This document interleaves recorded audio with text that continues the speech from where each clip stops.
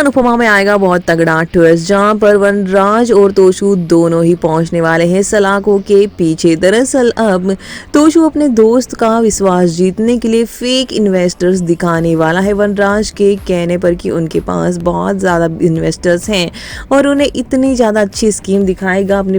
Business का proposal देगा कि वो दोस्त सच में उन पर पैसा लगाने को तैयार हो जाएगा। लेकिन जब उसे खुद को पता चलेगा तो जब उसका दोस्त इंक्वायरी करेगा तो उसे पता चलेगा कि ये कोई इन्वेस्टर्स हैं ही नहीं जिन्होंने वनराज और तोशु की कंपनी यानी कि आलिया की कंपनी में पैसा लगाया हो। जिसके बाद ने यहाँ पर वो फेक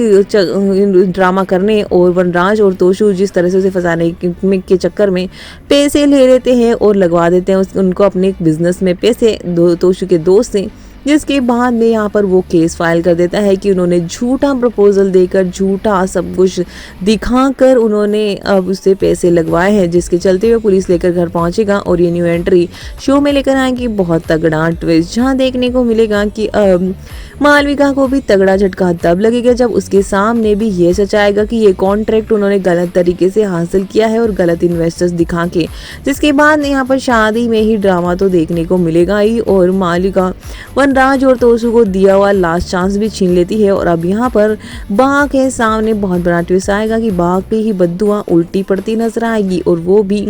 अब इसी घर में। अब्बा ने तो बदुआई ऐसे दी थी कि कुछ अनहोनी होगी और अनहोनी यही होने वाली है, वनराज की बर्बादी। जिसके बाद बाघ को अक्ल ठिकाने आएगी और बापूजी बाघ को समझाते नजर आएंगे कि तूने कहा था ना कि घर में कोई अनहोनी जरूर होगी, तो वो हो चुकी है और वही तेरे बेटे के साथ कि तूने एक ऐसी औरत को बदुआ दी है जिसने अपने 26 साल इस परिवार को दिए हैं। और बापूजी वहां पर भड़कते नजर आएंगे और अनुपमा को सामने हाथ जोड़ते नजर आएगी, लेकिन बापूजी साफ इनकार कर देंगे कि इस बार तुम माफ नहीं करोगी अनुपमा, इस बार इन तीनों को भुगतने ही दो, इस बार अगर माफ किया तो फिर मुझसे रिश्ता तोड़ना पड़ेगा। और बापूजी साफ अनुपमा को मना कर देते हैं कि इनकी मदद करने की कोई जरूरत नहीं है। अब देखते हैं वनराज और तोशु को क्या सच में अनुपमा मुसीबत से निकालेगी या फिर बापूजी के कहे हुए रास्ते पर चलेगी। अब ऐसे आप लोगों को क्या कहना है, अनुपमा को इस सिचुएशन में क्या करना चाहिए, कमेंट करके जरूर बताएं।